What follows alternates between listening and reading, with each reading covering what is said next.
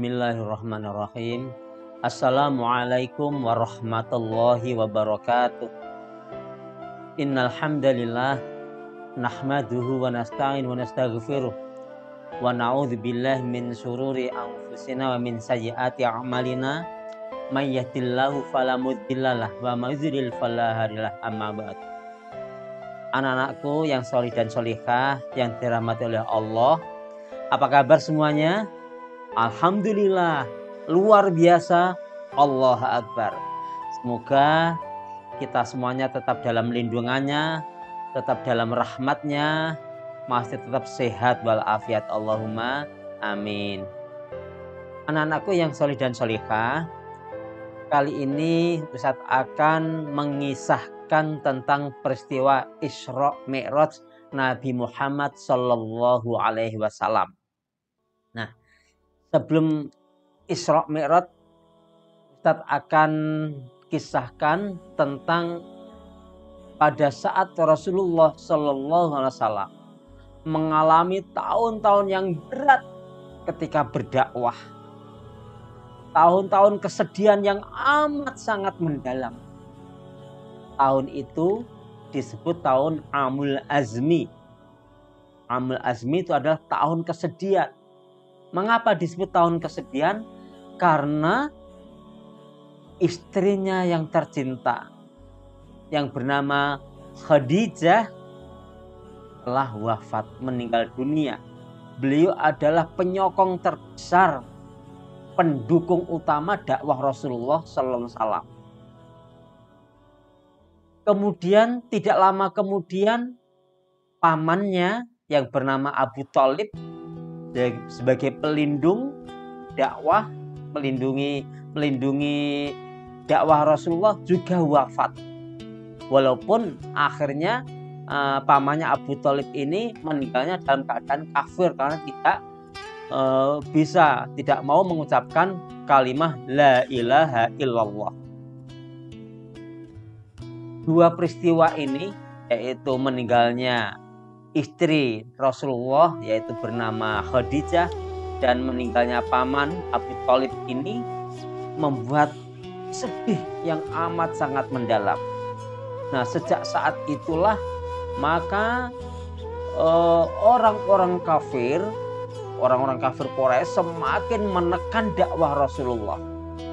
Ia dicaci maki, dihina, bahkan sudah mulai mengancam fisik dan menyakiti fisik Rasulullah SAW.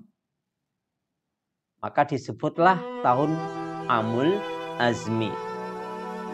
Di saat kesedihan itulah yang memuncak itu, antara keberhasilan dan penyiksaan yang dialami inilah, maka Allah Subhanahu wa Ta'ala memberikan suatu refreshing kepada Rasulullah, yaitu berupa Isra Mi'raj.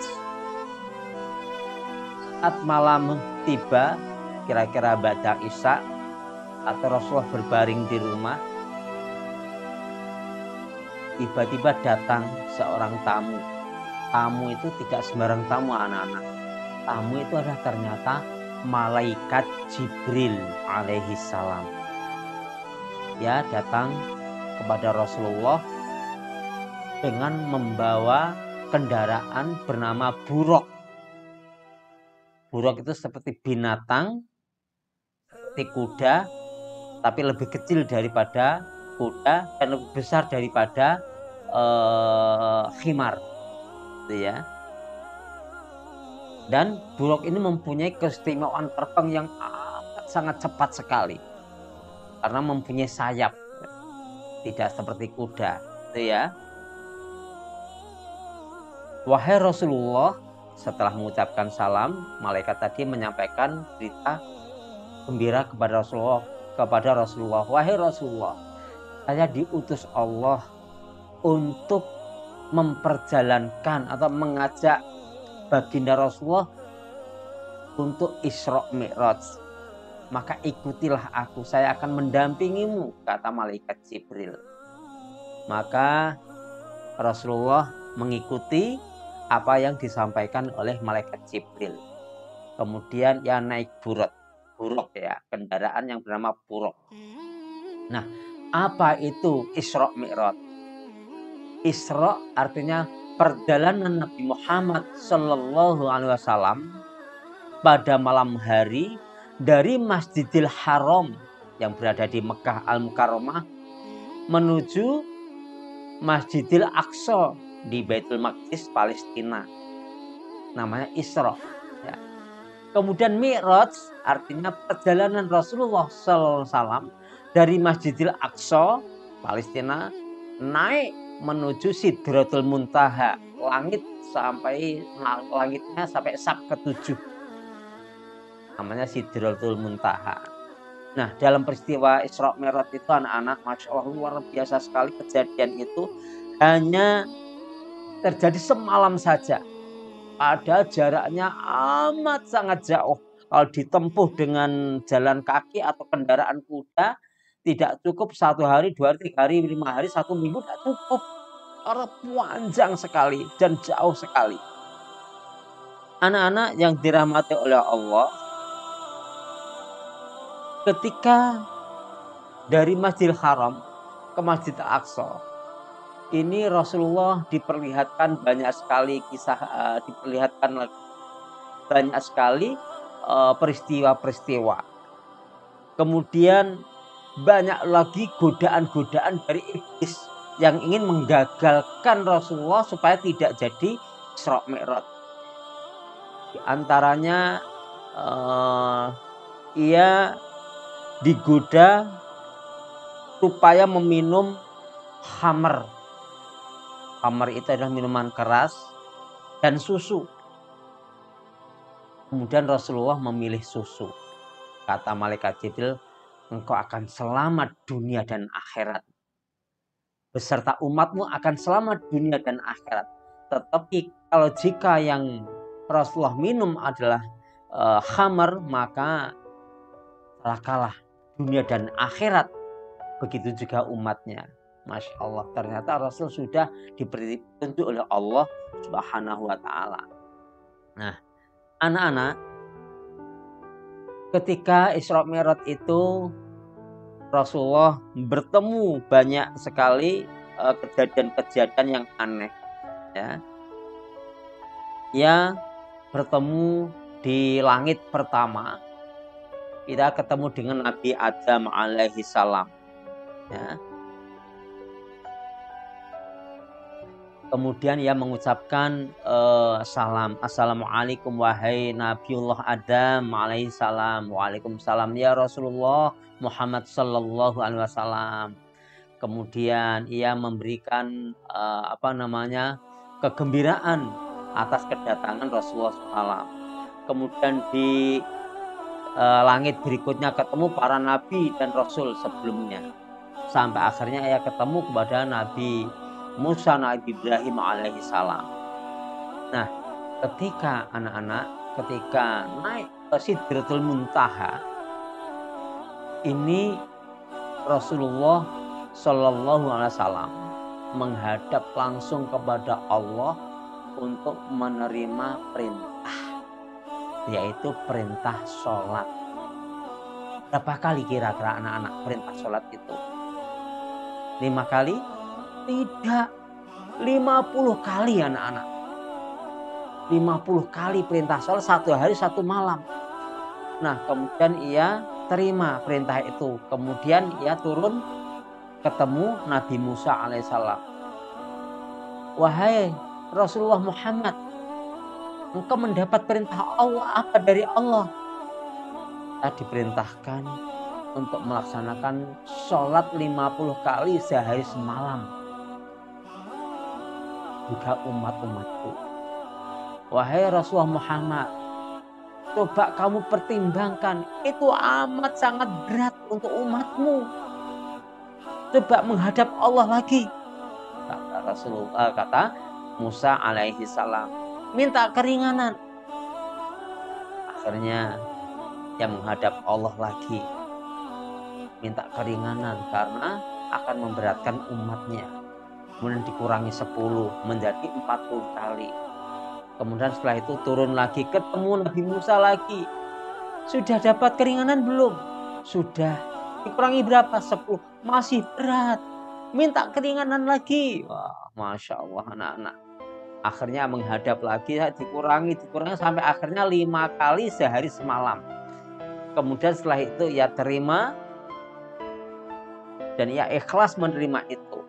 Kemudian turun, ketemu Nabi Musa lagi. Bagaimana? Sudah dapat dikurangi lagi, tinggal 5 kali sehari semalam. Masih berat. Insya Allah saya sudah tidak mampu bicara lagi. Saya sudah ikhlas melaksanakan ini. Nah, anak-anak yang dirahmati oleh Allah, dari perjalanan Rasulullah itu, Rasulullah menerima perintah sholat sehari semalam 5 waktu. Nah, ini diturunkan kepada seluruh umatnya termasuk kita. Tidak boleh bolong ya sholatnya. Nah, anak-anak yang dirahmati oleh Allah, dalam peristiwa Isra Mi'raj itu Nabi Muhammad SAW juga diperlihatkan surga, juga diperlihatkan neraka. Ada seorang yang memegang batu tangannya kanan dan kiri. Batu itu lancip anak-anak. Di tengah lautan lautan atau sungai darah, karena memang itu banyak darah mengalir darah. Laki-laki tadi sedang memukuli kepalanya sendiri. Wow, hancur, pecah ini. Kemudian pulih lagi, ganti tangan kiri, memukul kepalanya sendiri sampai pecah. Darahnya muncrat-muncrat. Melihat peristiwa itu, Rasulullah bertanya kepada Jibril, wahai Jibril, mengapa orang ini sampai seperti ini? Dosa apa yang ia lakukan yang sampai mendapatkan siksa seberat ini? Wahai Rasul, ini adalah gambaran umatmu ketika di dunia sering bermaksiat, melanggar perintah-perintah Allah. Ya itulah sebabnya. Ya pengen menang-menangan sendiri, tidak mau mengalah, pengen benarnya sendiri. Itu. Kemudian perlihatkan dalam perjalanan, diperlihatkan lagi ada seorang petani, ya lagi memanen padi, memanen tanaman. Ketika dipanen, baru saja dipanen, diambil hasilnya, yang sudah dipanen ini tiba-tiba tumbuh lagi buah-buahan itu. Dipanen lagi, tidak habis-habis. Senang sekali petani itu. Rasulullah tersenyum melihat peristiwa itu. Ya Jibril, Rasulullah Muhammad bertanya lagi kepada malaikat Jibril, mengapa orang ini kok begitu senang sekali? Memanen kok panenannya terus berlimpah-limpah, nggak pernah habis. Begitu dipanen tumbuh lagi, dipanen tumbuh lagi, nggak ada habisnya. Wahai Rasulullah, ini adalah gambaran umatmu ketika di dunia ia sering infak, sedekah, beramal jariah, sering menolong, membantu orang yang susah. Inilah ganjaran dari Allah, pahala dari Allah yang amat sangat menyenangkan. Masya Allah, subhanallah, kata Rasul, senang sekali. Kemudian berjalan lagi, diperlihatkan lagi neraka. Di situ ia melihat ada seorang yang sedang duduk di meja makan. Sebelah kiri ia dihidangkan satu piring penuh daging yang busuk, baunya bau bangkai, belatungnya banyak sekali. Kemudian sebelah kanannya daging yang masih segar, yang diolah dengan sajian yang lezat. Tetapi ketika ia dilihat oleh Rasulullah, orang tadi malah memilih daging yang busuk dimakan, yang muntah-muntah, tapi terus tetap dimakan sampai habis. Datang lagi, sampai muntah-muntah. Ia melihat seperti itu, Rasul bertanya kepada malaikat Jibril, "Ya wahai Jibril, kenapa orang ini seperti itu? Padahal ada makanan yang lezat, yang enak. Justru ia memilih makanan yang busuk." Itu adalah gambaran umatmu, wahai Rasulullah. Di dunia sering bermaksiat, memakan yang tidak halal, dari rezeki yang didapat dari tidak halal. Seperti itu siksanya. Astagfirullahaladzim, ya Allah, yang menangis. Nah, banyak sekali kejadian-kejadian. Ada perempuan yang disiksa oleh Allah. Rambutnya ditali di atas pakai rambutnya itu sampai menggantung gitu. Kemudian tangan kanannya membawa gunting dari neraka yang amat sangat tajam. Tangan kirinya juga bawa gunting yang amat sangat tajam. Untuk apa gunting ini? Ternyata gunting itu anak-anak dipakai untuk menggunting lidahnya, bibirnya sendiri. Akhirnya lidahnya jatuh, keluarlah darahnya. Kembalikan lagi Allah, ganti tangan kiri yang menggunting bibirnya dan lidahnya. Kesakitan ia, terus menerus tidak ada habisnya. Begitu selesai digunting, kembalikan lagi, digunting lagi. Sakit yang tidak ada habis-habisnya. Ya malaikat Jibril, kata Nabi Muhammad SAW, ini ada apa lagi seperti ini? Orang kok menyiksa dirinya sendiri, menggunting lidah dan bibirnya sendiri. Maka oleh malaikat Jibril alaihissalam dijawab, wahai Rasul, ini adalah gambaran umatmu ketika di dunia ya sering bicara kotor, ghibah, ngerasani orang lain, membicarakan aib orang lain, suka mengumpat-umpat orang lain, menyakiti hati orang lain dengan lesannya. Yaitu akibatnya ia disiksa oleh Allah seperti itu. Astagfirullahaladzim. Jadi banyak sekali peristiwa-peristiwa ketika Rasulullah SAW Isra Mi'raj. Inti daripada Isra Mi'raj, saya ulang lagi, adalah Rasulullah Shallallahu Alaihi Wasallam diperintahkan Allah untuk melaksanakan sholat 5 kali sehari semalam.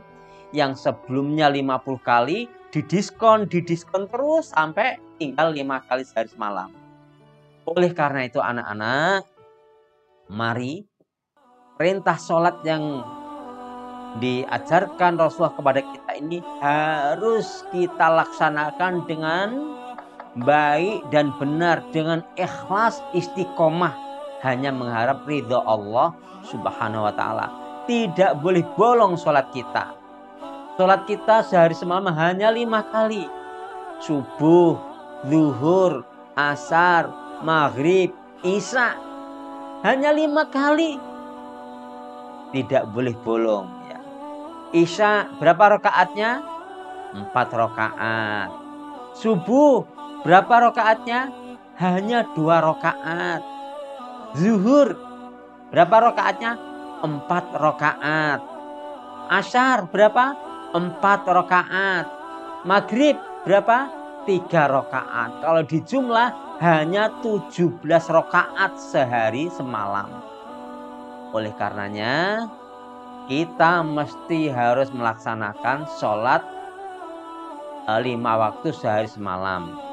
Khusus untuk laki-laki, usahakan sholat berjamaah di masjid. Nah ini ya, karena sholat berjamaah di masjid ini lebih utama. Nah, sholat berjamaah lebih utama daripada sholat sendirian berbanding 27 derajat. Ini anak-anak ya, yang Ustadz bisa sampaikan kepada kalian semuanya. Semoga ada hikmah dan manfaatnya. Terima kasih atas segala perhatiannya. Mohon maaf atas kekhilafan. Assalamualaikum warahmatullahi wabarakatuh.